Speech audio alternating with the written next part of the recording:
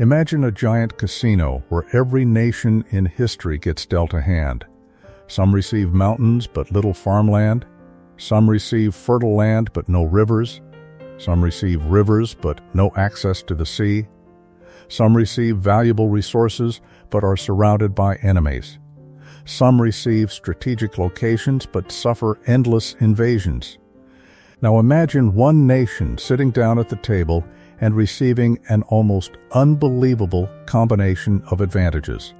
A continent-sized territory, thousands of miles of navigable rivers, some of the most fertile farmland on Earth, two enormous oceans acting as defensive walls, vast forests, coal, iron, oil, natural gas, deep water ports, a mild climate across huge regions, and neighbors that posed relatively little threat compared to the great powers of Europe and Asia. If someone described such a place before it existed, it might sound less like geography and more like cheating. Yet that place is the United States. Today, America represents roughly 4% of the world's population. Yet for much of the last century, it has generated around a quarter of global economic output. It became the center of global finance, technology, entertainment, manufacturing, military power, and innovation. Its companies dominate industries. Its currency became the world's reserve currency. Its universities attract students from every continent. Its culture reaches nearly every corner of the planet. But why? That question has sparked arguments for generations. Some say America became rich because of capitalism. Others point to democracy.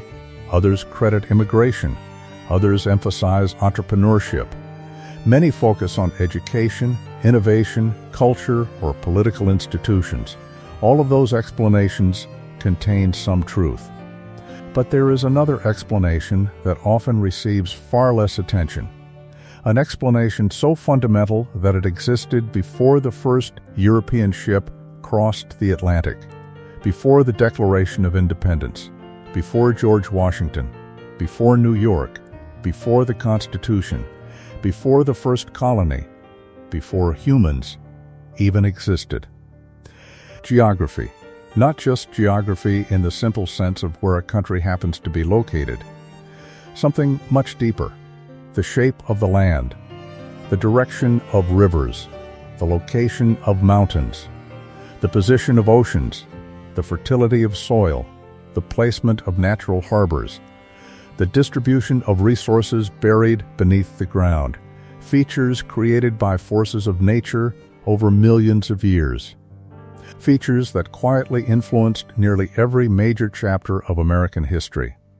And perhaps the most surprising part of all is this: many of America's greatest advantages are so obvious that they are easy to overlook. Most Americans grow up seeing maps of their country from childhood. The outline becomes familiar. The rivers become background details. The farmland becomes ordinary.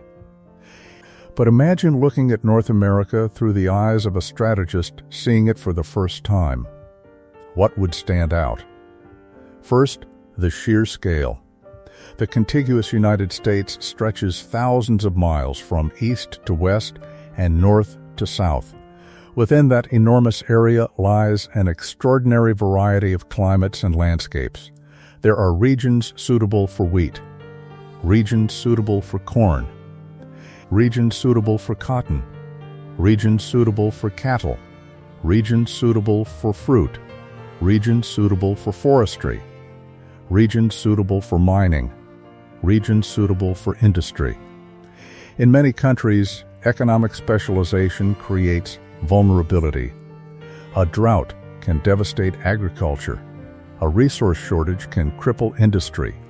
A blockade can threaten survival. The United States possessed enough geographic diversity to avoid many of these weaknesses. But size alone does not create wealth. History is filled with large countries that remained poor. Russia is enormous. The Democratic Republic of the Congo is enormous. Brazil is enormous. Size can be a burden as easily as an advantage. What mattered was not merely how much land America possessed. It was what kind of land it possessed. Consider Europe. Europe became one of the wealthiest regions in history, but it developed within a landscape divided by mountains, rivers, peninsulas, and competing states. That fragmentation helped create competition and innovation. But it also produced centuries of warfare. Now consider much of Asia. Powerful civilizations emerged there as well, but many faced enormous geographic obstacles, ranging from deserts and mountain ranges to vulnerable frontiers exposed to invasion. Again and again, prosperous regions were devastated by wars, raids, and conquest. America's geography created a different story. The country was not isolated from conflict. Far from it. It fought wars against Native American nations. It fought Britain. It fought Mexico. It fought a devastating civil war. It participated in 2 world wars and numerous conflicts afterward. Yet compared with the major powers of Europe and Asia, the United States enjoyed something extraordinarily rare. Security. The Atlantic Ocean protected one side. The Pacific Ocean protected the other. Neither ocean made invasion impossible, but they made it vastly more difficult. For centuries, oceans functioned like giant moats. While European powers repeatedly fought destructive wars on their own soil, the American mainland remained remarkably insulated from foreign invasion. Think about what that meant economically. Factories were not constantly destroyed by invading armies. Farmland was not repeatedly devastated by continental wars. Infrastructure did not need to be rebuilt after every generation of conflict. Investment could accumulate. Wealth could compound. Growth could continue. This advantage would become even more important in the 20th century, but its roots stretched much deeper into the past. Then there were the rivers. At first glance, rivers may seem less exciting than armies or presidents or technological breakthroughs. Yet rivers may have done more to create American wealth than almost any political leader in history. That sounds like an exaggeration. It isn't. For most of human history, transportation was incredibly expensive. Moving goods over land required animals, wagons, labor, and time. Roads were often poor. Distances were punishing. A farmer might grow a surplus crop but struggle to sell it because transporting it to market cost more than the crop itself. Water changed everything. Moving goods by river was dramatically cheaper than moving them over land. And North America possessed one of the greatest inland water transportation networks ever created by nature. The Mississippi River system and its tributaries connect vast portions of the continent. Together, they form an economic highway stretching across enormous distances. Long before highways, railroads, trucks, and airplanes, rivers linked farmers, merchants, towns, and cities. They transformed isolated communities into participants in a larger economy. They allowed goods to move cheaply. They encouraged settlement. They stimulated trade. And they created wealth. But the rivers alone were not enough. There was also the land itself. Imagine standing in the center of the American Midwest. The horizon seems endless. Flat or gently rolling terrain stretches for miles. Beneath your feet lies some of the most productive agricultural soil on Earth. Today it is easy to take such abundance for granted. Supermarkets are full. Food arrives effortlessly. Agriculture feels routine. But throughout most of history, food production determined the fate of civilizations. A society that could reliably feed itself possessed enormous advantages. A society capable of producing large surpluses possessed even greater ones. Those surpluses supported cities. Factories, universities, governments, innovation, everything else depended on them. The American interior became one of humanity's greatest food-producing regions. And that fact would influence global history in ways few early settlers could have imagined. Yet even this is only part of the story. Because geography does not simply provide opportunities. It shapes incentives.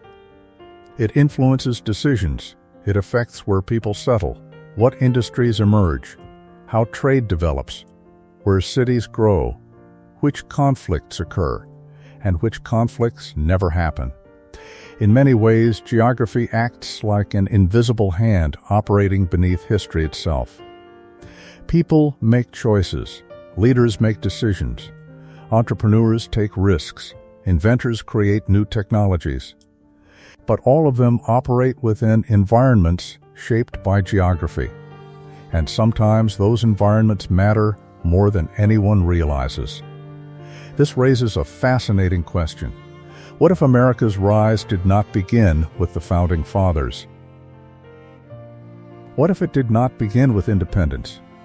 What if it did not begin with European colonization at all? What if the foundations of American wealth were being laid millions of years before the first human ever arrived in North America? Millions of years before there was an America, before there was a Europe, before there was a civilization, before there was history itself. Because long before humans drew borders, nature was drawing them. Long before merchants built trade routes, rivers were carving them.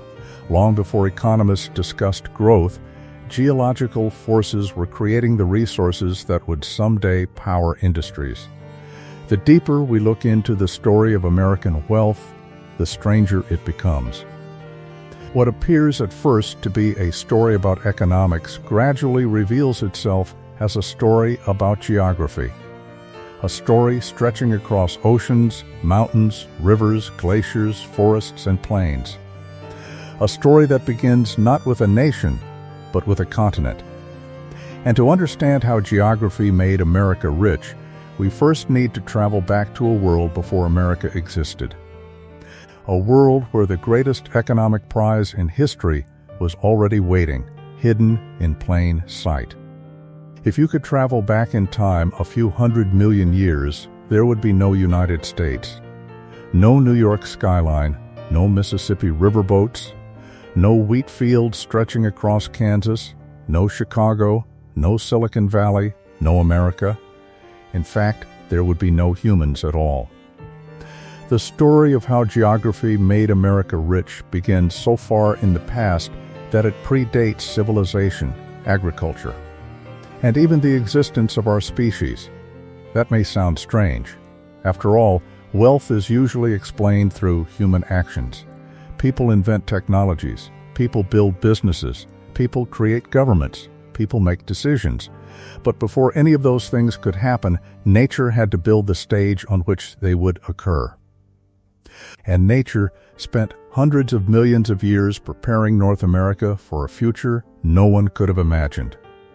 The first chapter of that story begins deep beneath the surface of the earth. The North American continent is built upon one of the oldest and most stable geological foundations on the planet. While other regions experienced constant upheaval, massive volcanic activity, or repeated destruction, much of North America's core remained relatively stable over immense stretches of time. That stability mattered. Over millions of years, rivers carried sediments across enormous distances. Ancient seas advanced and retreated. Mountains rose and eroded. Glaciers moved like slow-motion bulldozers across the landscape. Each event left behind something valuable. Sometimes it was fertile soil. Sometimes it was coal. Sometimes it was iron ore. Sometimes it was oil and natural gas trapped beneath layers of rock. None of these resources were created for humans. They were accidents of geology. Yet those accidents would eventually help fuel one of the largest economies in history. Imagine North America not as a country, but as a gigantic machine being assembled piece by piece over unimaginable spans of time. The Appalachian Mountains formed hundreds of millions of years ago. Once rivaling the Himalayas in height, they slowly eroded over vast ages. As they wore down, rivers carried minerals and sediments westward. Those sediments helped create fertile regions that would later become agricultural powerhouses. Meanwhile, inland seas periodically covered large portions of the continent. Marine organisms lived and died. Organic material accumulated. Pressure and heat transformed some of those deposits into fossil fuels, long before anyone drilled an oil well in Texas or Pennsylvania. Nature had already begun creating the energy reserves that would someday power factories, automobiles, airplanes, and entire cities. Yet perhaps the most important event of all arrived much later: the Ice Age. When most people think about glaciers, they imagine frozen wastelands and harsh climates. What they usually do not realize is that glaciers helped create some of America's greatest economic advantages. For thousands of years, massive sheets of ice covered huge portions of North America. These glaciers were not static. They advanced. They retreated. They scraped away rock. They reshaped landscapes. They altered river systems. They deposited enormous amounts of mineral-rich material. When the glaciers finally retreated, they left behind something extraordinary, some of the most productive agricultural land on Earth. The American Midwest would eventually become one of humanity's great breadbaskets. Corn, wheat, soybeans, livestock, food production on a scale almost difficult to comprehend. But that productivity was not merely the result of modern farming techniques. Its foundations had been laid thousands of years earlier by moving ice. A farmer in Iowa today benefits from geological events that occurred long before recorded history. The same is true for countless communities across the continent. Yet fertile soil alone does not create wealth. History offers many examples of fertile regions that remained poor.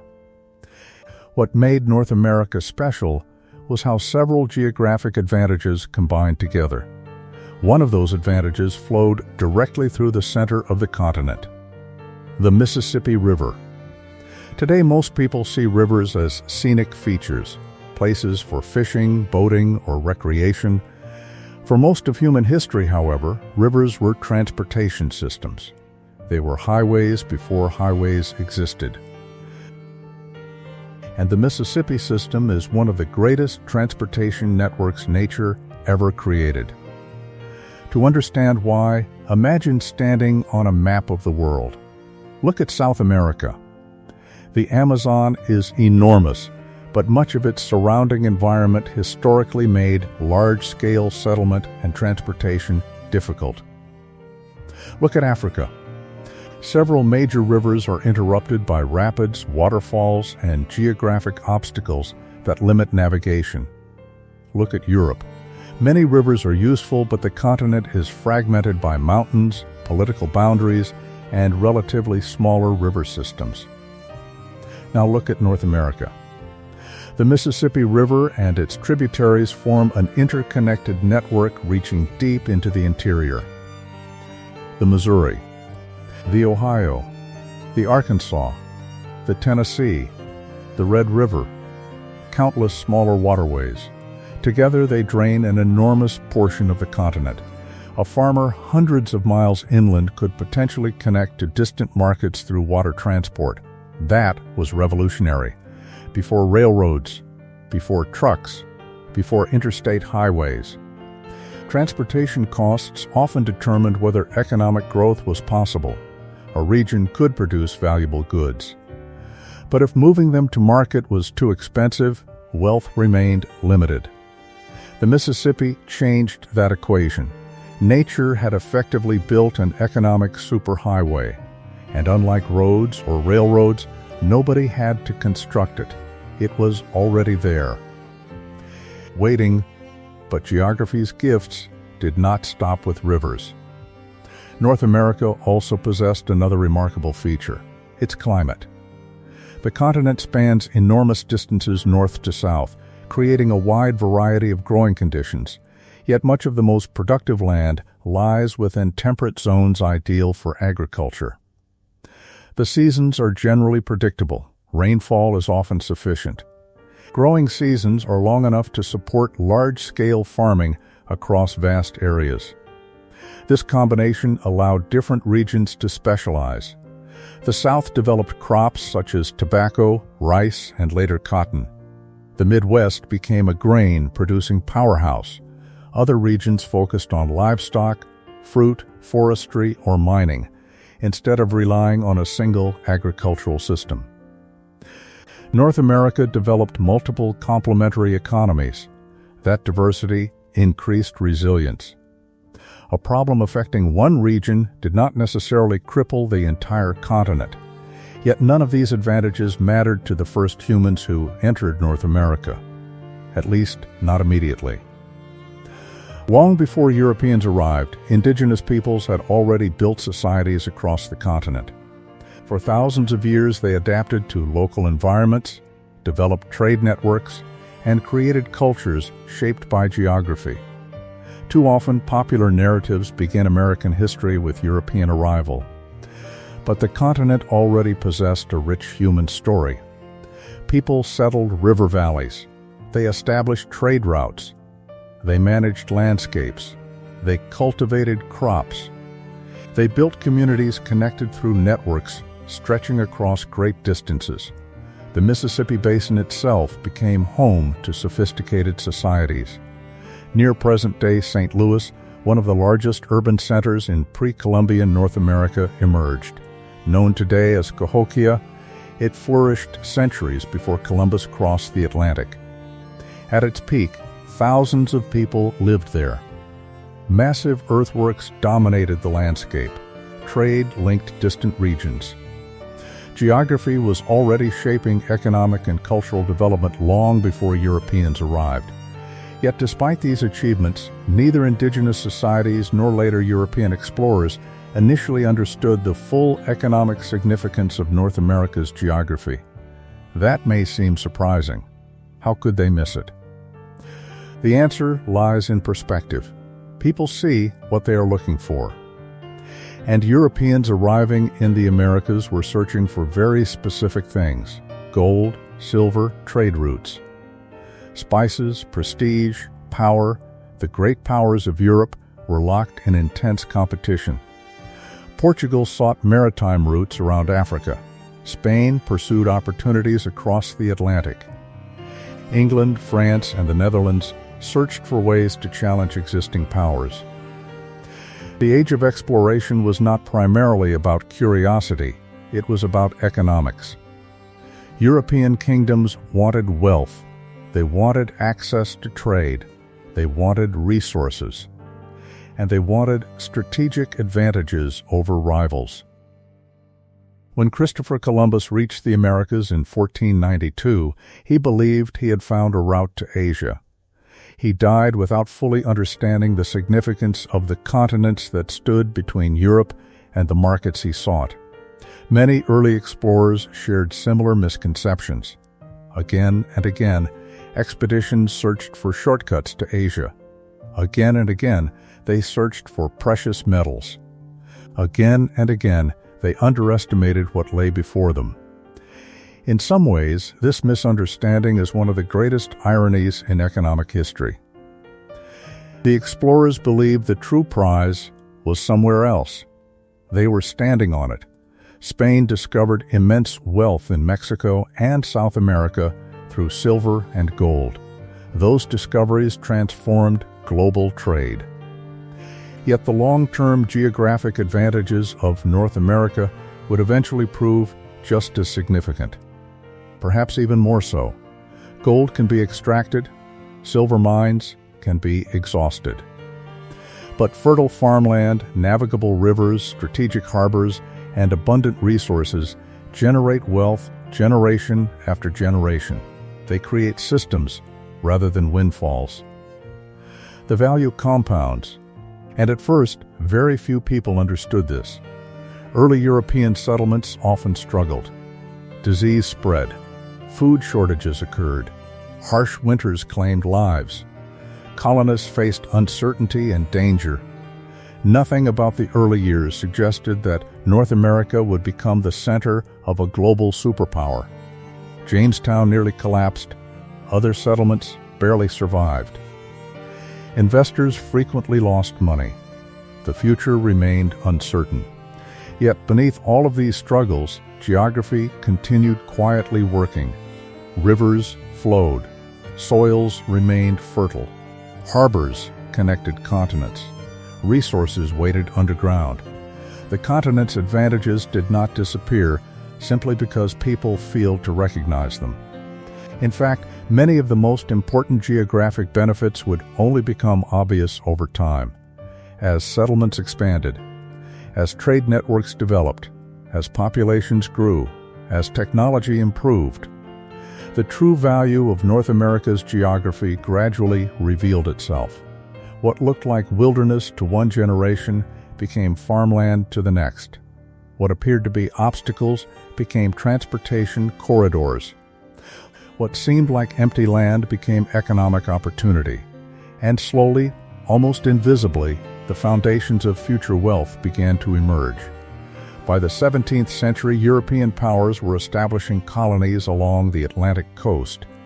They arrived seeking profits, resources, and strategic advantages. Most believed they were shaping the future through ambition and determination. And they were. But they were also benefiting from forces far older than themselves. Forces created by glaciers, rivers, mountains, oceans, and geological processes stretching back hundreds of millions of years. The geographic jackpot already existed. The settlers simply had not fully realized it yet. What happened next would change not only North America, but eventually the entire world. Because once people began connecting the continent's rivers, ports, farmland, and resources into a single economic system, geography would stop being a hidden advantage. It would become one of the most powerful engines of wealth creation in human history. By the early 1600s, European settlements had finally begun to gain a foothold along the Atlantic coast of North America. The settlers who arrived in places like Jamestown, Plymouth, Boston, Charleston, and Philadelphia believed they were building colonies. What they did not realize was that they were laying the foundations of something much larger. The real architect of that future was not a king in London. It was not a governor. It was not a military commander. It was geography. Because as the colonies grew, an extraordinary fact became increasingly clear. North America was not simply a place where people could survive. It was a place where wealth could multiply, and much of that wealth flowed from the landscape itself. The first clue appeared along the Atlantic coast. At first glance, the eastern edge of North America does not look particularly unusual. Yet it possesses one of the most valuable geographic features in economic history: natural harbors. Throughout history, cities that controlled good ports often became wealthy. Ships carried goods more cheaply than land transportation. Trade created opportunity. Opportunity attracted people. People attracted investment. Investment created cities. Again and again, the pattern repeated itself. The Atlantic coast of North America contained numerous deep-water harbors capable of supporting large-scale trade. Boston, New York, Philadelphia, Baltimore, Charleston, each possessed advantages that would help transform them into major economic centers. Among them, New York enjoyed perhaps the greatest geographic gift of all. Today, New York City feels inevitable. It is difficult to imagine America without it. Yet there was nothing inevitable about its rise. Its success was heavily influenced by geography.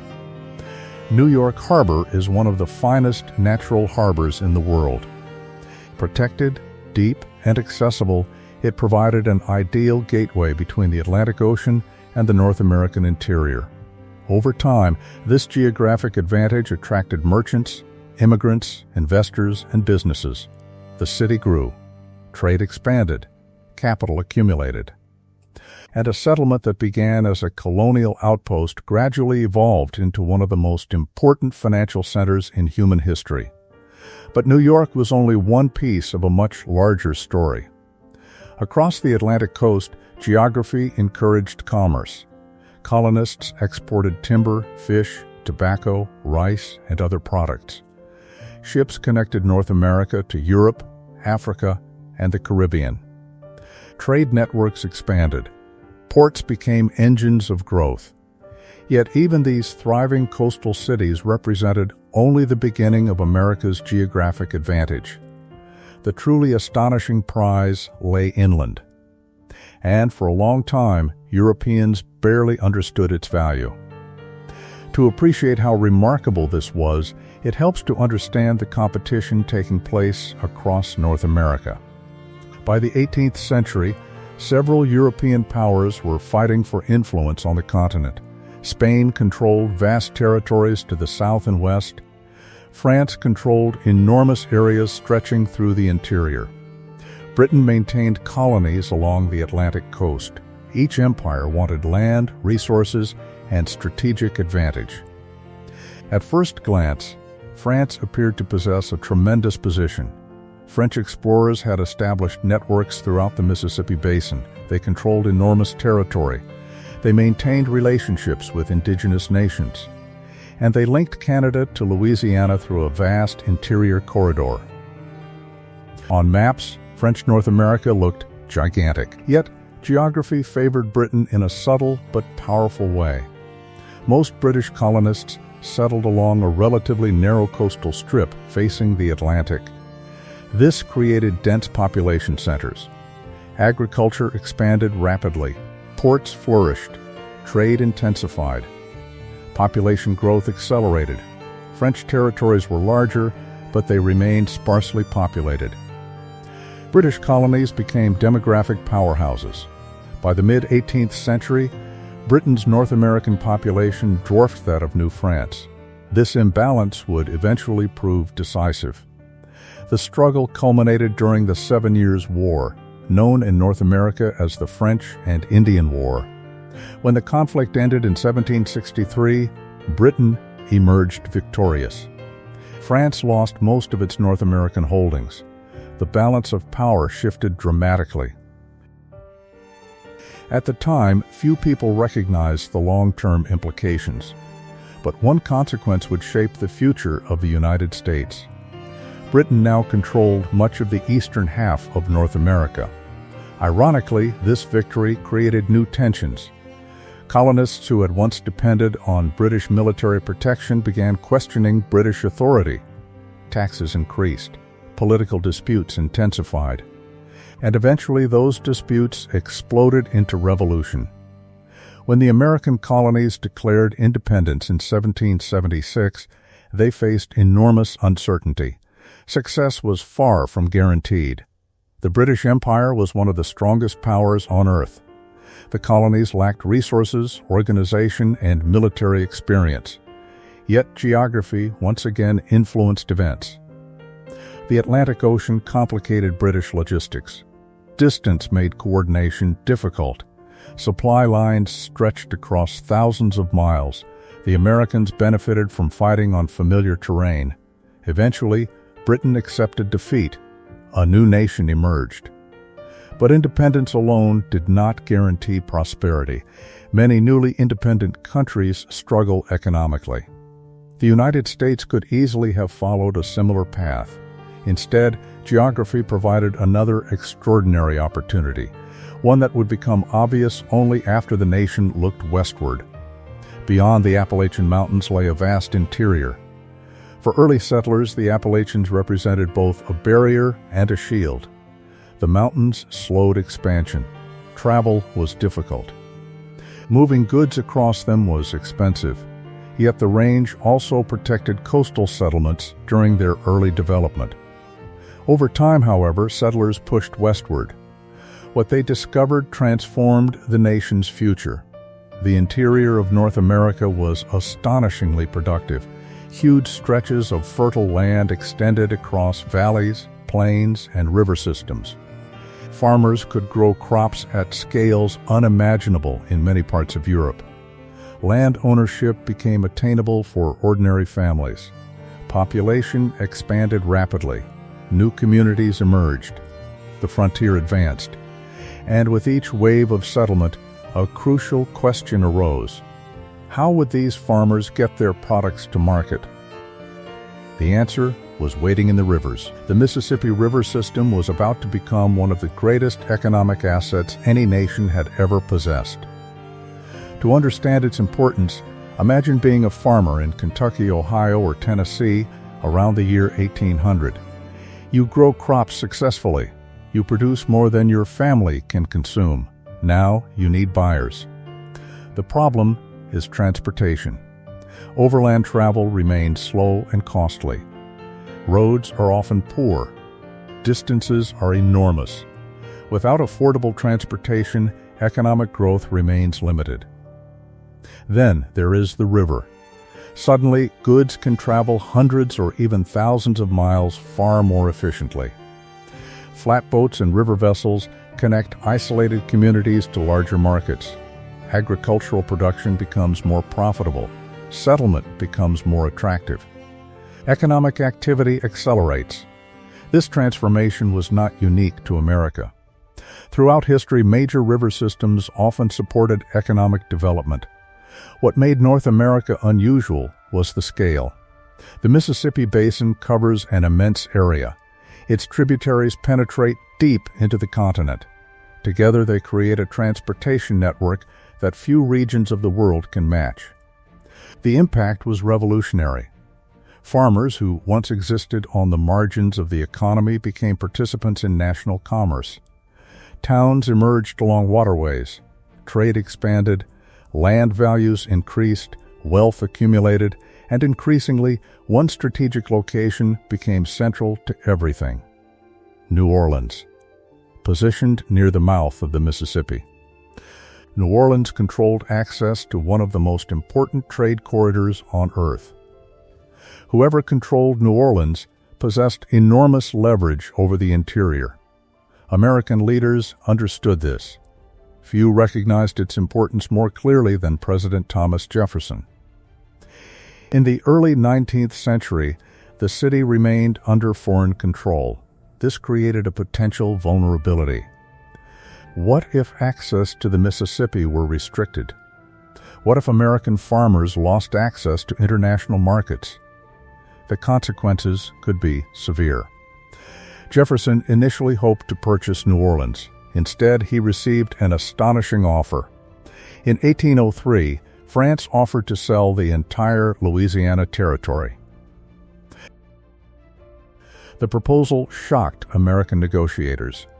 For roughly $15 million, the United States could acquire a territory so large that it would nearly double the nation's size.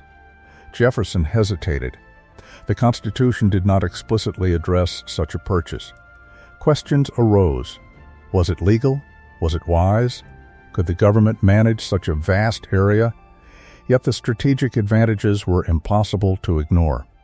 The purchase moved forward, and in hindsight, it may have been one of the most consequential real estate transactions in human history. The Louisiana Purchase secured control of the Mississippi system. It opened access to immense resources. It expanded agricultural opportunities, and it dramatically increased America's future potential.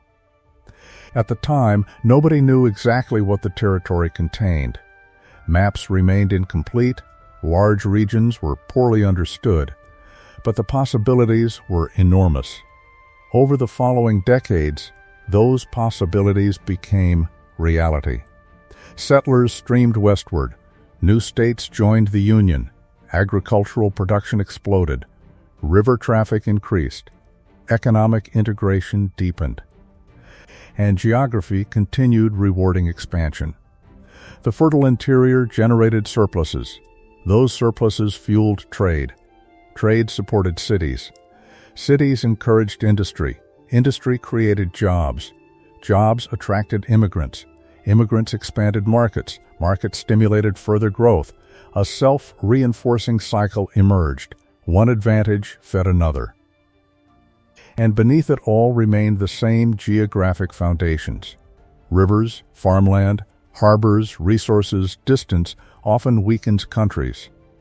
For America, geography increasingly turned distance into strength.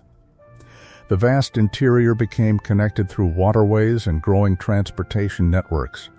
Instead of isolating communities, the landscape linked them together. This process transformed not only the economy but also national identity. People who lived hundreds of miles apart became participants in the same economic system. Goods flowed between regions, ideas spread. Trade created interdependence. A continental economy slowly began to emerge. Yet, geography was not finished shaping America's destiny. The same fertile lands that generated wealth would also contribute to political tensions. Different regions developed different economic interests. The North industrialized rapidly. The South relied heavily on plantation agriculture. Questions about labor, power, and expansion intensified. The seeds of future conflict were being planted. But before those conflicts erupted, America experienced something remarkable. An explosion of growth unlike anything it had seen before. Population surged, agricultural output soared, trade expanded dramatically, and by the middle of the 19th century, it was becoming increasingly clear that the United States possessed something extraordinary, not merely abundant land, not merely natural resources, but an entire geographic system working together. The Atlantic connected America to global markets. The Mississippi connected the interior to the world. Fertile plains fed growing populations. Harbors facilitated trade. Resources fueled industry. Each advantage reinforced the others. Each accelerated growth. Each increased wealth. And as the young nation expanded westward, geography stopped being a hidden factor operating quietly in the background. It became one of the most powerful forces driving American history. The continent was no longer simply providing opportunities, it was actively shaping the rise of a future economic giant. And the next stage of that rise would transform the United States from a growing nation into an industrial powerhouse capable of influencing the entire world. By the middle of the 19th century, something remarkable was happening in the United States. The nation was no longer simply expanding, it was accelerating. Settlers continued pushing westward. New towns appeared across the landscape. Agricultural output exploded. Trade increased. Immigrants arrived by the millions. And beneath all of this activity, geography was quietly connecting everything together. The United States was beginning to function not as a collection of distant regions, but as a single economic machine. A continental machine. And once that machine began operating at full speed, it generated wealth on a scale that few societies had ever experienced. The story starts with a simple question. What happens when a country possesses fertile farmland, navigable rivers, enormous natural resources, growing cities, and a rapidly expanding population all at the same time? The answer is that each advantage strengthens the others. Farmers produce food. Cities buy food. Factories build equipment for farmers. Railroads connect factories to cities. Mines supply factories. Immigrants provide labor. Markets grow larger. Investment increases. Production expands. The cycle feeds itself. Economists today call this a positive feedback loop, but to the people living through it, it simply felt like opportunity. Every year seemed to bring new possibilities, and geography made many of those possibilities profitable. Nowhere was this more obvious than in the rise of American industry. For thousands of years, economic growth was limited by energy. Human muscles provided energy. Animal muscles provided energy. Water wheels offered additional power. But industrialization demanded something more. Factories required reliable sources of fuel. Machines required power. Transportation networks required energy. The United States possessed a tremendous advantage. Coal, huge quantities of it. Coal had fueled Britain's Industrial Revolution. It powered steam engines. It heated furnaces. It enabled large-scale manufacturing. America possessed vast coal reserves spread across multiple regions. Pennsylvania became one of the world's great coal-producing areas. Other states followed. The fuel required for industrial expansion existed in abundance, and coal was only the beginning. The nation also possessed significant iron deposits. Iron was essential. Railroads required it, factories required it, machinery required it, weapons required it, infrastructure required it. Without iron, industrial growth becomes difficult. Without energy, it becomes impossible. America possessed both. And because many resources were located relatively close to transportation networks, they could be moved efficiently to growing industrial centers. This combination proved enormously valuable. One city illustrates this process better than almost any other. Pittsburgh. Today, Pittsburgh is known for universities, healthcare, and technology. But during the 19th century, it became one of the great industrial cities of the world. Its location was not an accident. It sat near important coal reserves. It enjoyed access to rivers. Transportation networks connected it to broader markets. Raw materials arrived. Manufactured products departed. Industry flourished. Thousands of workers found employment. Investment flowed in. Population surged. A geographic advantage became economic power. The same pattern repeated across the country. Resources plus transportation plus markets equaled growth, again and again. Yet perhaps the most underappreciated geographic asset of all lay farther north. The Great Lakes. To modern eyes, the Great Lakes appear almost like inland seas. And in many respects, that is exactly what they are. Together they contain an extraordinary amount of the world's fresh surface water. More importantly for 19th century commerce, they formed one of the greatest transportation systems on Earth. Lake Superior, Lake Michigan, Lake Huron, Lake Erie, Lake Ontario, connected waterways stretching deep into the continent. Goods could move across vast distances at relatively low cost. Iron ore from Minnesota could travel east, coal could move west, manufactured goods could reach expanding markets, agricultural products could reach growing cities. The Great Lakes helped transform the American interior from isolated regions into connected economic zones.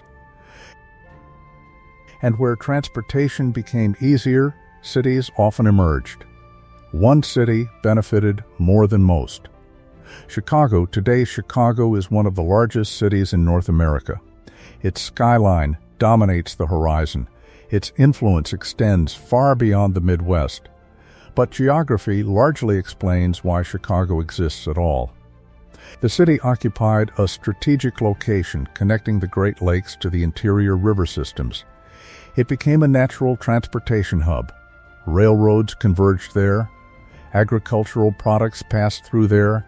Manufactured goods moved through there. People moved through there. By the late 19th century, Chicago had become one of the fastest-growing cities in the world.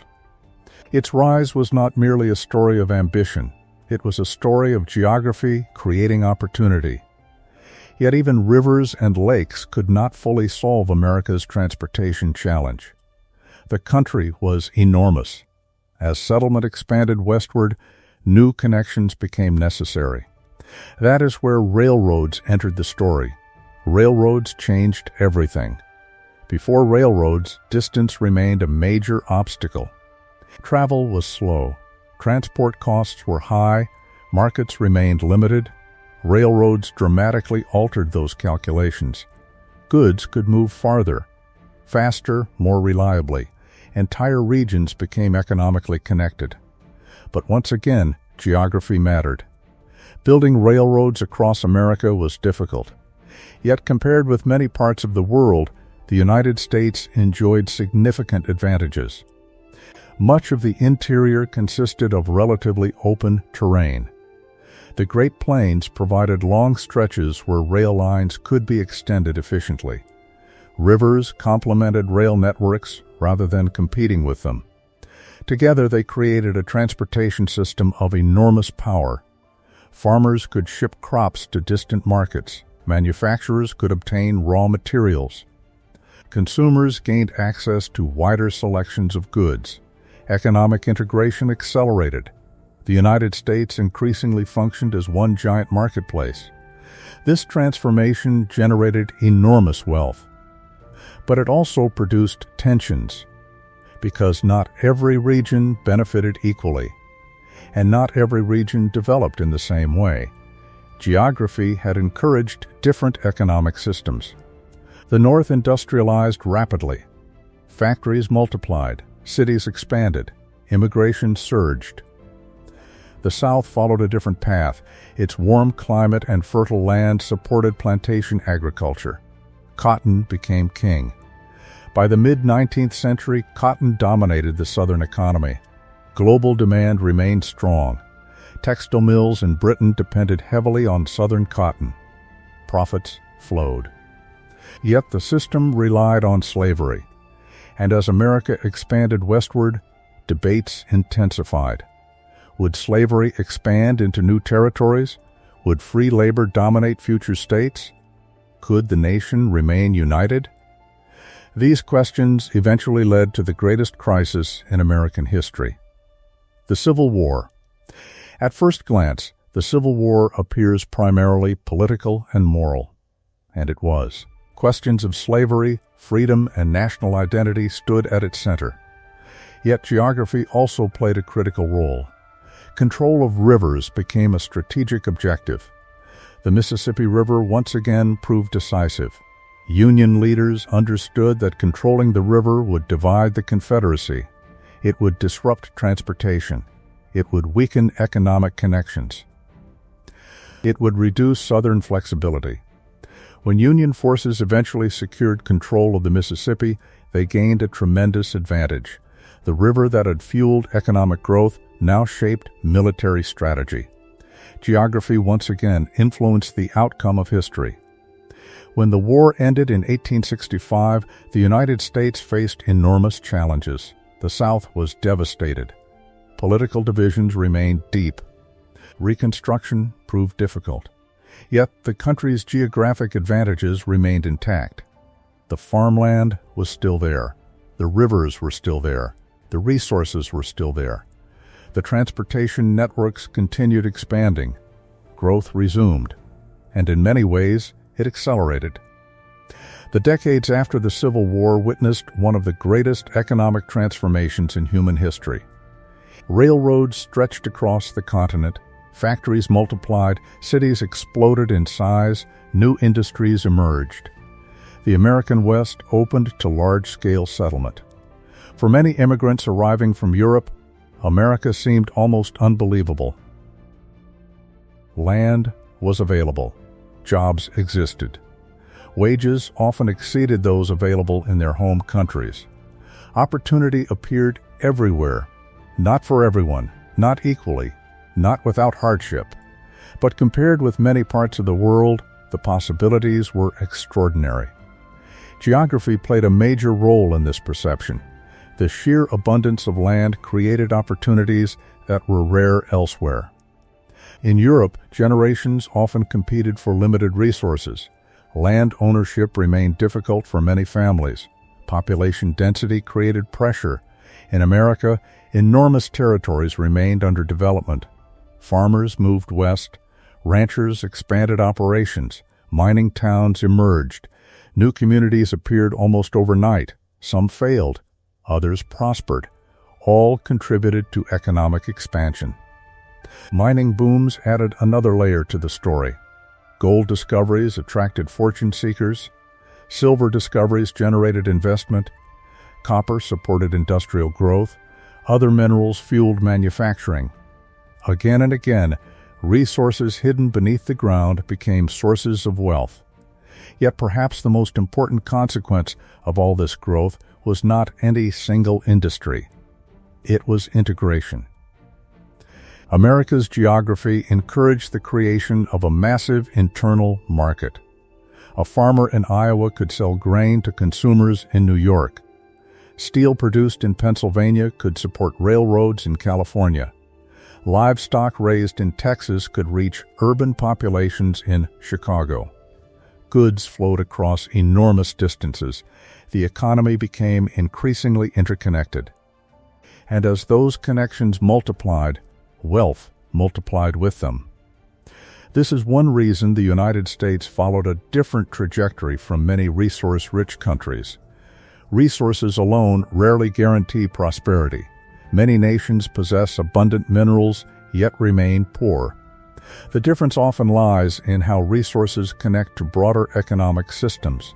America's geography encouraged those connections.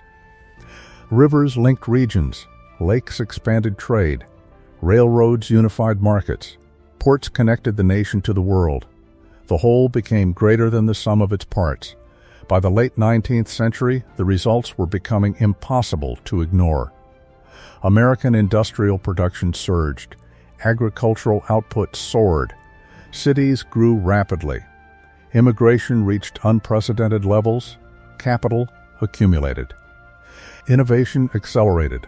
Entrepreneurs built enormous enterprises. And the nation increasingly resembled something new. Not merely a country, not merely a collection of states, but a continental-scale economic machine. A machine powered by resources, fueled by energy, connected by transportation, fed by fertile land, strengthened by immigration, and shaped at every stage by geography. The rivers carved by ancient geological forces. The coal formed hundreds of millions of years earlier. The farmland created by retreating glaciers. The lakes left behind by the Ice Age. The ports connecting oceans to continents. Together they generated one of the most powerful growth engines the world had ever seen. And as the 19th century gave way to the 20th.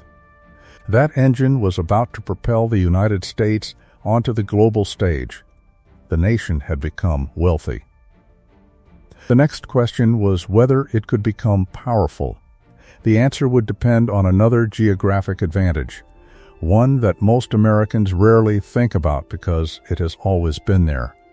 Two vast oceans. And the extraordinary security they provided. By the beginning of the 20th century, the United States had already become one of the largest economies on Earth. Its factories were expanding.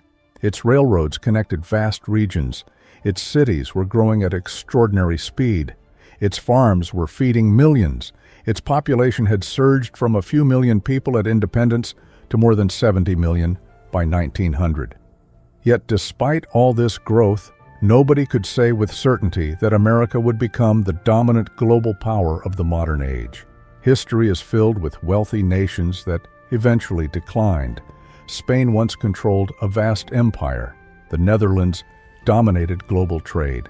France was one of Europe's most influential powers. Britain ruled the largest empire the world had ever seen. Economic success alone did not guarantee long-term supremacy. Something else had to happen. And once again, geography played a central role. Because while Americans were building factories, railroads, and businesses, much of the rest of the world remained trapped in a geopolitical reality that had shaped history for centuries. Powerful nations often lived beside powerful rivals, and powerful rivals usually fought, again and again. For thousands of years, geography forced countries into cycles of conflict. Europe offers perhaps the clearest example. Its fragmented landscape created many advantages. Competition encouraged innovation. Trade flourished. New ideas spread rapidly. But fragmentation also produced endless wars. Kingdom fought kingdom, empire fought empire, coalition fought coalition. Generation after generation lived through conflict. The map constantly changed. Borders shifted. Cities were besieged. Farmland was devastated. Infrastructure was destroyed. Entire regions repeatedly suffered economic setbacks because war kept arriving at their doorstep. Now compare that situation with the United States. By 1900, America occupied one of the most secure strategic positions any major power had ever possessed. To the east lay the Atlantic Ocean. To the west lay the Pacific Ocean. To the north was Canada.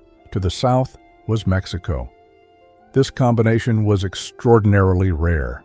Most great powers throughout history had to devote enormous resources to defending vulnerable borders. America faced no equivalent challenge.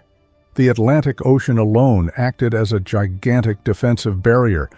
For centuries, crossing it required significant resources, planning, and logistical capability. Invading armies could not simply march across it. Maintaining supply lines across thousands of miles of ocean was enormously difficult. The Pacific created an even larger barrier on the western side of the continent. Together, the two oceans functioned like colossal moats, protecting a continental fortress. This did not make America invulnerable, but it dramatically reduced threats that other nations considered normal. For centuries, European leaders worried about neighboring powers. French leaders worried about Germany. German leaders worried about Russia and France. Russian leaders worried about multiple frontiers. Virtually every major power faced similar concerns. American leaders enjoyed a luxury few governments ever possessed: time, distance, and strategic depth. Those advantages would become especially important during the 20th century, because the 20th century brought the largest wars humanity had ever experienced. And those wars transformed the global balance of power. The First World War erupted in 1914. At first, many Americans viewed it as a distant European conflict. The battlefields lay thousands of miles away. The destruction occurred overseas. Entire regions of Europe became killing grounds. Millions died. Cities suffered. Economies strained under the weight of prolonged warfare. When the war ended in 1918, Europe had changed forever. The United States had participated in the conflict. American soldiers fought overseas. American resources supported the Allied cause, but one crucial fact remained. The American mainland emerged physically intact. Its factories still stood. Its farmland remained productive. Its infrastructure remained operational. Its economy continued functioning. This distinction mattered enormously. Economic power depends not only on what a country can build, it also depends on what survives. And while Europe spent years destroying itself, the United States retained most of its productive capacity. Then came the Second World War. If the First World War was catastrophic, the Second World War was even more destructive. Entire cities disappeared. Industrial regions were flattened. Transportation networks collapsed. Millions of civilians died. The scale of destruction shocked the world. Germany suffered immense damage. Japan suffered immense damage. The Soviet Union suffered immense damage. Britain endured extensive bombing. Large portions of Europe and Asia emerged devastated. Again, the United States participated fully in the conflict. Again, American soldiers fought overseas. Again, American industry mobilized on an unprecedented scale. But geography produced a crucial difference. The war largely remained far from American soil. Pearl Harbor demonstrated that America could be attacked, yet the continental United States avoided the widespread destruction experienced elsewhere. Factories continued operating, shipyards expanded, agricultural production increased, industrial output surged. The nation became what many historians call the arsenal of democracy. American factories produced astonishing quantities of weapons, vehicles, aircraft, and supplies. The numbers were almost difficult to comprehend. Thousands of ships, tens of thousands of aircraft, hundreds of thousands of vehicles, massive quantities of equipment. The industrial machine built during previous decades now operated at full capacity. And because America's geographic position protected its productive core, that machine remained largely untouched by enemy attack. By 1945, the consequences were clear. Much of Europe needed rebuilding, much of Asia needed rebuilding. The United States did not. Its industrial base remained intact. Its economy remained powerful, its infrastructure remained functional, its financial position strengthened. The world had changed. And America emerged from the war in a uniquely advantageous position. This was not solely the result of geography. Leadership mattered, industry mattered, innovation mattered, military success mattered, but geography made all of those advantages easier to sustain. The oceans had done their job. They had bought security. They had bought time. And they had protected the economic foundations of national power. Yet military security was only part of the story. The same geography that protected America during war also positioned it perfectly for peace. Look at a map of global trade. The United States sits between two of the world's great economic regions. To the east lies Europe. To the west lies Asia. America possesses direct access to both. The Atlantic connects American ports to European markets. The Pacific connects American ports to Asian markets. This dual ocean position became increasingly valuable as international trade expanded during the 20th century. Goods flowed across both oceans. Imports arrived. Exports departed. Shipping networks expanded. American businesses gained access to customers around the globe. Meanwhile, the country's enormous domestic market provided another advantage. Many nations depend heavily on foreign trade because their internal markets are relatively small. The United States developed differently. Its vast territory and growing population created one of the largest consumer markets in history. Businesses could achieve enormous scale without leaving the country. Manufacturers could sell products to millions of customers spread across thousands of miles. Economies of scale emerged. Innovation accelerated. Investment increased.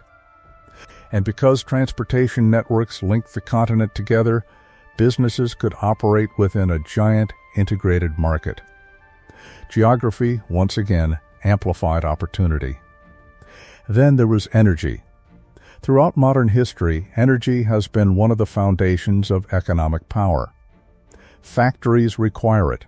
Transportation depends on it. Military forces consume it. Entire economies run on it. Few countries have enjoyed the range of energy resources available to the United States. Coal helped fuel industrialization. Oil transformed transportation. Natural gas powered homes, businesses, and industries. These resources were not evenly distributed around the world. Many nations depended on imports. America possessed enormous domestic reserves. Texas became synonymous with oil. Pennsylvania played a major role in early petroleum production. Oklahoma contributed substantial resources. Other regions added natural gas, coal, and minerals. This abundance reduced dependence on foreign suppliers and supported industrial growth. Once again, geography provided flexibility and resilience. The pattern kept repeating. When examining America's rise, people often search for a single explanation: capitalism, innovation, democracy, entrepreneurship, immigration, education, military strength. Each played an important role. Yet geography repeatedly enhanced the effectiveness of all of them. Geography did not invent American industry, but it supplied resources. Geography did not create American entrepreneurs, but it gave them access to markets.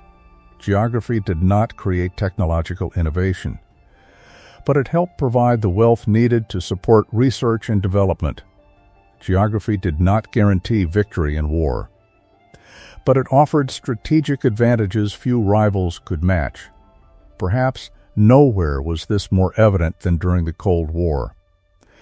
After 1945, the United States and the Soviet Union emerged as rival superpowers.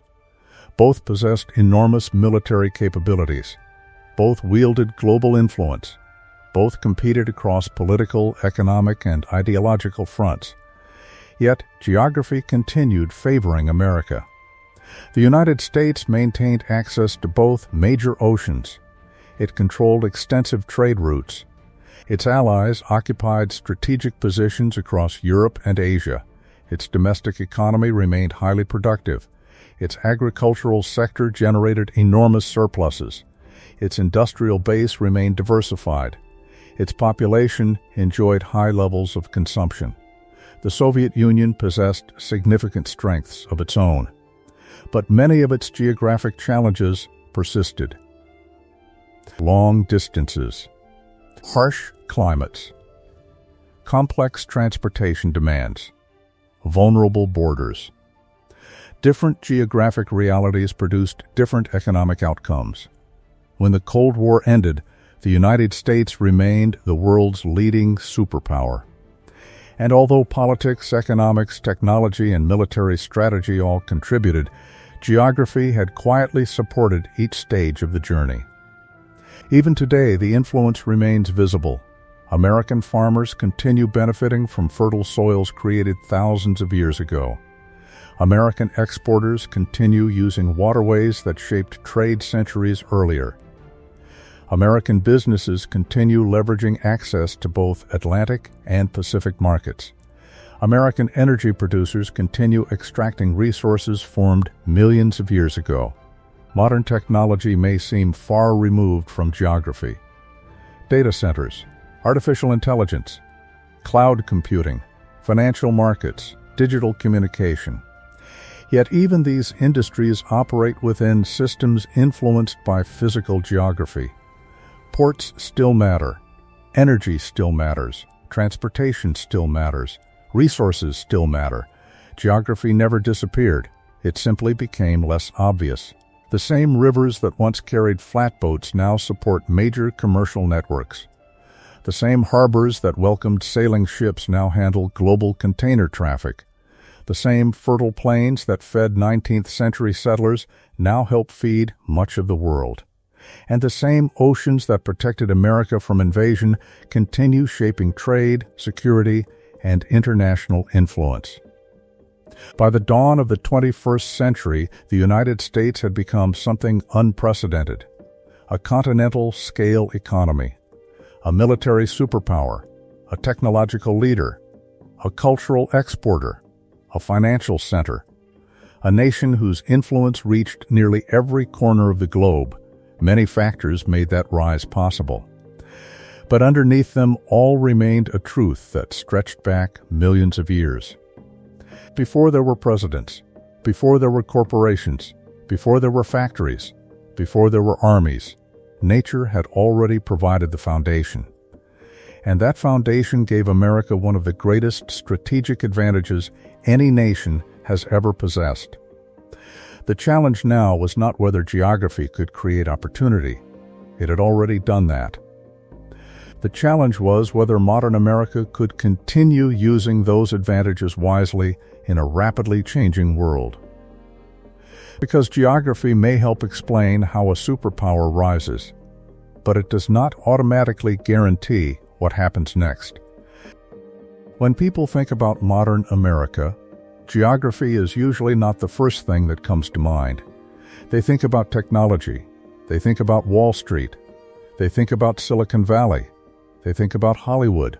They think about skyscrapers, artificial intelligence, multinational corporations, satellites, smartphones, and global financial markets. The modern economy often feels detached from the physical world. A software engineer can write code from a laptop. A financial transaction can move billions of dollars in seconds. A video created in California can be watched instantly in India, Brazil, Nigeria, or Germany. At first glance, it seems as though geography matters less than ever. Yet beneath the surface, geography continues shaping modern America in ways both obvious and invisible. The rivers are still there. The ports are still there. The farmland is still there. The resources are still there. The oceans are still there. And many of America's most important cities continue to exist precisely because of geographic advantages that first emerged centuries ago. Take New York City. Today, it is associated with finance, media, and global business. But before it became the financial capital of the United States, it was a geographic gateway. Its harbor remains one of the finest natural harbors in the world. The city occupies a strategic position, connecting Atlantic trade routes to the American interior. Long before Wall Street dominated global finance, ships were arriving there because geography made it valuable. That geographic advantage never disappeared. It simply evolved. Trade generated wealth. Wealth attracted banks. Banks attracted investment. Investment attracted businesses. Businesses attracted talent. And over time, one advantage built upon another. Modern New York is, in many ways, the product of centuries of geographic momentum. A similar story exists in Chicago. Chicago remains one of America's most important transportation centers. Air routes converge there, railroads converge there, highways converge there. This is not a coincidence. The city still occupies one of the most strategic locations in North America. It sits near the connection point between the Great Lakes and the vast interior of the continent. The same geographic position that fueled Chicago's rise during the 19th century continues influencing its role in the 21st. The technologies have changed. The geography has not. Then there is Los Angeles. At first glance, Los Angeles seems very different from older American cities. It is associated with entertainment, media, technology, and global culture.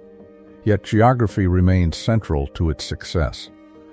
The city benefits from access to the Pacific Ocean. Its ports connect America to Asian markets. Trade flowing across the Pacific helps sustain one of the largest metropolitan economies on Earth. As Asia's economic importance increased during the 20th and 21st centuries, Los Angeles became even more strategically valuable. Again, geography quietly shaped the outcome. Perhaps no city better demonstrates the continuing importance of geography than Houston. Houston sits near enormous energy resources. It enjoys access to shipping routes through the Gulf Coast. It became one of the world's most important centers for the energy industry. Oil and natural gas helped transform the city into an economic powerhouse. Even in an age increasingly focused on renewable energy and advanced technology, access to energy resources remains enormously important. The physical world still matters. The lesson repeats across the country. Many of America's most successful metropolitan areas developed where geography created opportunities. Ports encouraged trade, rivers encouraged settlement, resources encouraged industry, transportation corridors encouraged growth. The modern economy may look digital, but its foundations remain surprisingly physical. Consider agriculture. Many people rarely think about where their food comes from. They visit grocery stores, food appears on shelves, the process feels automatic. Yet the United States remains one of the world's great agricultural powers. The Midwest continues producing astonishing quantities of corn, soybeans, wheat, and livestock. California produces enormous amounts of fruits, vegetables, and nuts. Other regions contribute specialized crops. This productivity remains deeply connected to geography. The fertile soils left by glaciers still support farming. The climate still favors large-scale production. The river systems still help transport goods. Modern machinery increased efficiency. Scientific advances improved yields. But geography provided the foundation. Without that foundation, the results would look very different. The same principle applies to energy. For decades, many analysts predicted that America would become increasingly dependent on foreign energy supplies. Then, technological advances changed the equation. New drilling techniques unlocked vast reserves of oil and natural gas. Suddenly, resources that had long existed beneath the surface became economically accessible. The resources themselves were not new. The technology was. Once again, geography and human innovation worked together. The combination strengthened America's position in global energy markets and altered international politics. Yet geography does not only create advantages, it also creates challenges, and some of those challenges are becoming increasingly important. For much of American history, geographic abundance encouraged optimism. There always seemed to be more land, more resources, more opportunities. Today, however, certain geographic realities are becoming harder to ignore. Water is one example. Large portions of the American West depend on limited water supplies. Major cities continue growing. Agricultural demand remains high. Drought conditions periodically create pressure across multiple states. The Colorado River, which supports millions of people and extensive agricultural activity, faces increasing strain. Questions that once seemed distant now carry greater urgency. How should water be allocated? How can resources be managed sustainably? What happens when geographic limits become visible? Climate-related risks present additional challenges. The Gulf Coast remains economically important. It is also vulnerable to hurricanes. Powerful storms can disrupt infrastructure, energy production, and transportation networks. Coastal regions face concerns about rising sea levels. Wildfires increasingly affect parts of the West. Heat waves strain communities and resources. Geography continues influencing American life. The difference is that not all geographic influences are beneficial. Some create difficult choices. Some impose costs. Some require adaptation. This raises an important question. If geography helped make America rich, does geography guarantee future success? The answer is no. And history provides plenty of evidence. Geography creates opportunities. It does not determine outcomes. Many nations possess valuable resources but fail to develop them effectively. Others overcome geographic disadvantages through innovation and strong institutions. Geography matters, but it never acts alone. The United States benefited enormously from its natural advantages, yet those advantages required human action. Farmers had to cultivate the land. Engineers had to build railroads. Entrepreneurs had to create businesses. Workers had to produce goods. Immigrants had to take risks. Inventors had to develop new technologies. Investors had to allocate capital. Political leaders had to make decisions. Without people, geography remains potential rather than reality. This distinction becomes especially important when comparing America to other countries. Why did some resource-rich regions struggle while the United States prospered? The answer cannot simply be geography. Other factors mattered. Institutions mattered. Markets mattered. Political stability mattered. Innovation mattered. Cultural attitudes mattered. The relationship between geography and prosperity is complex. Geography opens doors. Human decisions determine whether anyone walks through them. Still, it is difficult to ignore how unusual America's geographic position remains. Few countries enjoy comparable combinations of advantages. A massive internal market, extensive navigable waterways, fertile farmland, abundant resources, access to two major oceans, relatively secure borders, diverse climates, large energy reserves. When viewed together, these advantages remain extraordinary. Even in the digital age, even in a globalized economy, even in a world transformed by technology. In fact, globalization may have increased the value of some geographic assets. Ports handle immense quantities of international trade. Transportation networks remain critical. Energy security remains strategically important. Agricultural production continues influencing global food markets. Geography never became irrelevant. It simply became easier to overlook. And perhaps that is the greatest irony of all. The more successful America became, the less visible many of its geographic advantages appeared. People focused on corporations, politicians, technological breakthroughs, financial markets. These factors certainly matter. But they often sit atop foundations built long ago. Foundations created by rivers, coastlines, plains, mountains, and geological forces stretching back millions of years. The modern United States is often described as a technological superpower, a financial superpower, a military superpower, an innovation superpower. All of those descriptions are accurate. Yet beneath them lies a simpler reality. America remains, in many ways, a geographic superpower.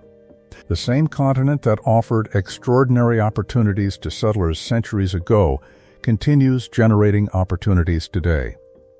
The same landscape that supported agricultural expansion still feeds millions. The same waterways that enabled early commerce still facilitate trade. The same resources that fueled industrialization continue supporting economic activity. The same oceans that protected the nation during earlier centuries still contribute to security and global influence. Technology changed how Americans used geography. It did not eliminate geography itself. And understanding that truth helps explain something fundamental about the country. America's rise was not inevitable. Many things could have gone differently. Wars could have ended differently. Policies could have failed. Institutions could have weakened. Opportunities could have been squandered. Yet throughout every era, one constant remained: the continent itself. A continent whose geography repeatedly created possibilities that few nations have ever enjoyed. And that brings us back to the central mystery that began this story. Why did the United States become so rich? The answer is not a single river, a single resource, a single policy, or a single historical event. It is something larger, something deeper, a combination of geographic advantages working together across centuries, advantages so powerful that they continue shaping modern America even now. To understand the full significance of that story, however, we must step back one final time and look at the bigger picture. Because the most important lesson is not simply that geography made America rich. It is how geography, human ambition, and historical opportunity combine to create one of the most successful nations in modern history. At the beginning of this story, we asked a simple question. Why did the United States become so rich? At first, the answer seemed obvious. Perhaps it was capitalism. Perhaps it was democracy. Perhaps it was immigration. Perhaps it was innovation. Perhaps it was entrepreneurship. Perhaps it was culture. Perhaps it was education. Perhaps it was military power. Each of these explanations contains part of the truth. Yet, as we followed the story backward through history, something surprising emerged. Many of the foundations of American success were already in place long before America existed, long before independence, long before the Constitution, long before the first colony, long before Europeans crossed the Atlantic. The story began with geography. Not geography as a background detail, not geography as a supporting actor, but geography as one of the central forces shaping the destiny of a continent. Millions of years before human beings built cities, rivers were already carving transportation corridors. Ancient seas were creating future energy reserves. Glaciers were preparing fertile farmland. Mountains were influencing weather patterns. Coastlines were shaping future trade routes. Nature was quietly constructing one of the most advantageous pieces of real estate on Earth. And when people finally arrived, they inherited those advantages. The settlers who stepped onto North American shores could not see the future. They did not know they were standing on land that would someday support hundreds of millions of people. They could not imagine skyscrapers. They could not imagine railroads. They could not imagine automobiles, airplanes, computers, or satellites. Most were simply trying to survive. Yet beneath their feet lay resources they had not discovered. Beyond the horizon stretched rivers they had not fully explored. Across the continent waited opportunities they could scarcely comprehend. The geographic jackpot already existed. History would simply reveal it piece by piece. First came the Atlantic coast. Natural harbors encouraged settlement. Trade linked the colonies to the wider world. Cities emerged. Commerce expanded. Then came the interior. The Appalachian Mountains initially slowed expansion, but beyond them lay fertile valleys and enormous possibilities. The Mississippi River system transformed distance into opportunity. Farmers gained access to markets. Trade accelerated. Settlement expanded. Economic growth followed. The Louisiana Purchase secured control of one of the world's most valuable transportation networks. The nation grew. The opportunities multiplied. Then came industrialization. Coal, iron, timber, oil, natural gas. The resources needed to power modern economic growth existed in remarkable abundance. Factories emerged. Railroads expanded. Cities flourished. Immigrants arrived from around the world seeking opportunity.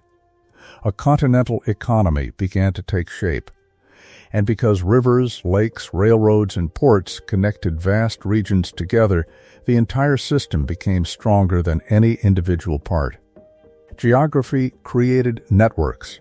Networks created wealth. Wealth created power. Then came the 20th century. And here geography delivered perhaps its greatest strategic gift: security, the Atlantic Ocean. The Pacific Ocean. Two vast barriers separating America from many of the conflicts that devastated other great powers. While Europe repeatedly suffered destruction, America remained relatively protected. While factories and cities across much of the world were damaged by war, America's industrial base largely survived. The nation emerged from global conflicts stronger than many of its rivals, not because geography won those wars, but because geography made certain advantages easier to preserve. And when peace returned, those advantages continued generating opportunities. Trade flowed through ports. Energy powered industry. Agriculture fed both domestic and international markets. Innovation thrived within a large and integrated economy. The same geographic foundations that supported 19th century growth helped support 20th century dominance. Yet if geography explains so much, an uncomfortable question remains. Does that mean America's success was simply luck? Was it all inevitable? Was prosperity guaranteed from the beginning? The answer is no. And understanding why may be the most important lesson of all. Geography creates opportunities. It does not guarantee outcomes. History contains many examples of societies blessed with resources that remained poor. Many nations possess fertile land. Many possess minerals. Many enjoy favorable climates. Yet prosperity is never automatic. Resources can be wasted. Institutions can fail. Corruption can undermine development. Conflict can destroy opportunity. Geography may provide advantages, but people determine how those advantages are used. Consider the countless individuals who transformed America's natural wealth into economic power. Farmers who cultivated the land. Engineers who built canals and railroads. Workers who staffed factories. Entrepreneurs who launched businesses. Inventors who developed new technologies. Immigrants who crossed oceans seeking better lives. Investors who risked capital. Political leaders who made critical decisions. Their choices mattered. Without human effort, the continent would simply have remained a continent. Potential alone does not create prosperity. Opportunity must be recognized. It must be developed.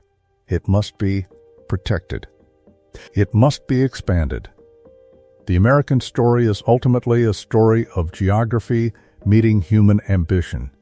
And when those two forces aligned, extraordinary things happened. This helps explain why debates about America's success often become so complicated. People search for a single cause, a single explanation, a single secret. But history rarely works that way. America became wealthy because multiple factors reinforced one another.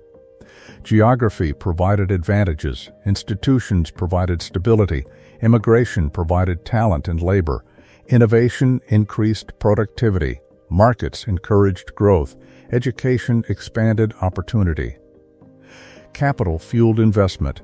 No single factor acted alone. The story was always larger than any individual explanation. Still, if we step back and look at the entire picture, geography occupies a special place. Because geography came first, before the factories, before the railroads, before the corporations, before the governments, before the economic theories. The rivers were already flowing. The farmland already existed. The harbors already waited. The resources already rested beneath the surface. The continent already possessed remarkable potential. And that potential shaped nearly everything that followed. Perhaps this is why visitors throughout American history often describe the country in terms of abundance. Abundant land, abundant resources, abundant opportunities, abundant space. Again and again, observers noticed how geography seemed to provide room for growth, room for experimentation, room for expansion, room for reinvention. That abundance became part of the national story, and in many ways it still is. Even today, the influence remains visible. The Midwest continues feeding millions. The Mississippi continues carrying commerce. The Great Lakes continue supporting industry and transportation. The Gulf Coast continues powering energy production. The Atlantic and Pacific continue connecting America to global markets. The geography that shaped the nation's rise did not disappear. It simply evolved alongside technology and economic change. Yet perhaps the most fascinating part of this entire story is how invisible geography often becomes. People notice presidents, they notice wars, they notice businesses, they notice inventions. Geography usually remains in the background, silent, unchanging, easy to overlook. But when historians look across centuries, geography suddenly becomes impossible to ignore. It appears again and again, in settlement patterns, in trade routes, in military strategy, in economic development, in urban growth, in agricultural production, in industrial expansion. Like an unseen current beneath the surface of history, it continuously influences events, not controlling them, not determining every outcome, but shaping possibilities, guiding incentives, creating opportunities. So was America the luckiest country in history? In some ways, perhaps, few nations have inherited such an extraordinary combination of advantages. Few possess such productive farmland, such extensive waterways, such abundant resources, such strategic coastlines, such relative security. The geographic hand dealt to the United States was undeniably strong, yet luck alone cannot explain what happened afterward. The better answer may be that America was one of the best-positioned countries in history, a nation whose geography created unusual opportunities, a nation whose people repeatedly found ways to use those opportunities, a nation where natural advantages and human effort reinforced one another across generations. And that combination changed the world. Because when we look at the rise of the United States, we are not simply looking at a story about economics, or politics, or geography. We are looking at a story about how landscapes shape civilizations, how rivers influence commerce, how oceans influence security. How soil influences prosperity, how resources influence power, and how decisions made by millions of people can transform geographic potential into reality. The story of American wealth did not begin in Washington. It did not begin on Wall Street. It did not begin in Silicon Valley. It began long before any of those places existed. It began in rivers, carved by ancient glaciers, in fertile soil left behind by vanished seas, in mountains worn down over hundreds of millions of years, in oceans that protected a continent, in a landscape whose geography quietly shaped the future before anyone knew what the United States would become. And perhaps that is the most remarkable lesson of all. The rise of America was written partly by human hands, but the first chapter was written by the earth itself.